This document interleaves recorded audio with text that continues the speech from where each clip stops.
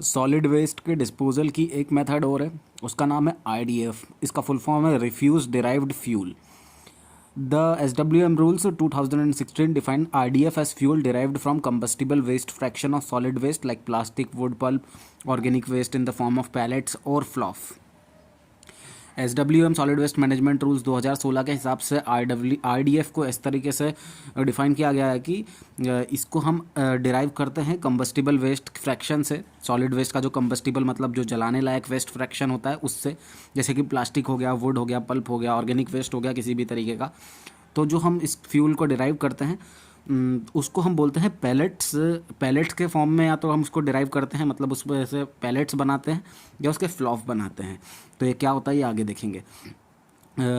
और ये बनते किस तरीके से हैं? By drying, by shredding, by dehydrating and compacting the solid waste.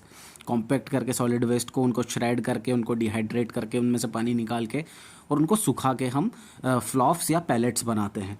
It is used as a fuel for either steam और इलेक्ट्रिसिटी जनरेशन और as alternate fuel in industrial furnaces और boilers.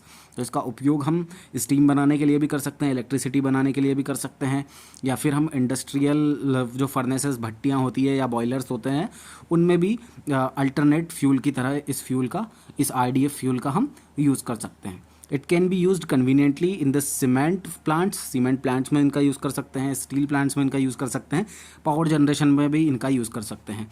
RDF is made from the process called pelletization।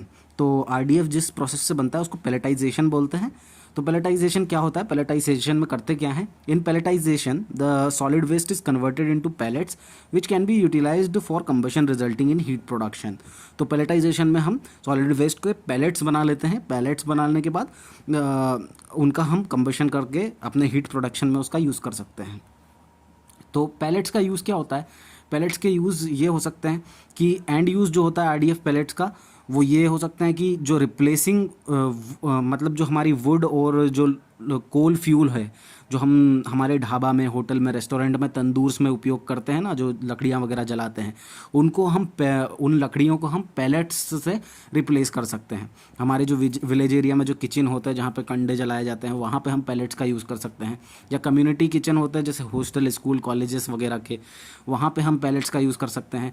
Industrial boilers में हम pallets का use कर सकते हैं। Brick industry में, पेपर इंडस्ट्री में, सीमेंट इंडस्ट्री में, पावर प्लांट्स में, शुगर मिल में, सभी जगह पैलेट्स का यूज़ किया जा सकता है। अब जो प्रॉपर्टी होती है पैलेट्स की वो कैसी होती है? तो आप डायग्राम में भी देख सकते हैं। जो पैलेट्स होते हैं वो सिलेंड्रिकल शेप के होते हैं और जो फ्लफ होते हैं वो इरेगुलर शेप के होते हैं। और जो आईडीएफ पैलेट्स होते हैं या फ्लफ्स होते हैं उनमें उनकी हाई क्वालिटी बहुत अच्छी होती है और उनमें स्मोक प्रोडक्शन बहुत ही कम होता है और उनकी बर्निंग एफिशिएंसी जो होती है वो ज़्यादा होती है।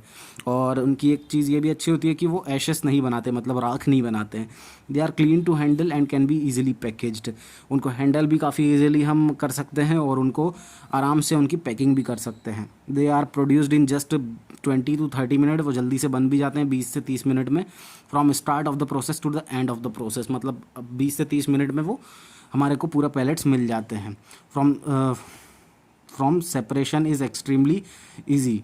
तो उनका सेपरेशन करना भी काफ़ी ज़्यादा ईजी हो जाता है। ट्रांसपोर्टेशन उनका जो करना होता है वो भी काफ़ी ईजी हो जाता है।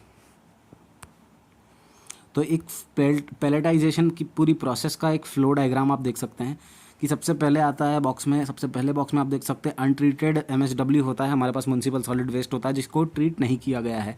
फिर दूसरे बॉक्स में आ जाते हैं एयर ड्राइंग, जो सबसे पहले तो उसको खुले में छोड़ देते हैं हम हमारे म्यूनसिपल सॉलिड वेस्ट को। उसके बाद हम उसमें सेग्रीगेशन करते हैं। सेग्रीगेशन के मतलब क्या क्या चीज़ अलग निकाल देते हैं उस म्यूनसिपल सॉलिड वेस्ट से? मेटल निकाल देते हैं, जो भी इनकम्बस्टिबल मैटर होता है वो निकाल देते हैं, ग्लासेस होते हैं तो उनको निकाल देते हैं, अगर पत्थर होते हैं, स्टोन्स होते हैं तो उनको निकाल देते हैं। उसके बाद उस सेग्रीगेशन को करने के बाद हम उसकी प्रॉपर ग्राइंडिंग कर देते हैं और उसके बाद हम बाइंडिंग कर देते हैं कोई से भी एक बाइंडिंग मटेरियल से। उसको जो पैलेट्स होते हैं, मतलब जो अभी हमारा सॉलिड वेस्ट है, उसको हम बाइंड कर देते हैं और उसके बाद हम बाइंड करने के बाद आरडीएफ के पैलेट्स बना लेते हैं और वो हमारा फाइनल प्रोडक्ट होता है। एक इम्पॉर्टेंट नोट यहाँ पे ये आता है कि जो हमारे इंडियन म्यूनसिपल सॉलिड वेस्ट जो होता है उसके हिसाब से, उसके लिए जो हमारे उससे जो आरडीएफ पैलेट हम बनाते हैं उनकी कैलोरीफिक वैल्यू 3000 से 4000 किलो कैलोरी पर केजी के बीच में होती है। और जो बाइंडर्स हम यूज़ करते हैं पैलेट्स बनाने के लिए वो जनरली हम लेते हैं प्रोटीन या स्टार्च के बने हुए जो कंपाउंड्स होते हैं उनको लेते हैं हम। उसके बाद हम देखते हैं 3 R's ऑफ वेस्ट मैनेजमेंट।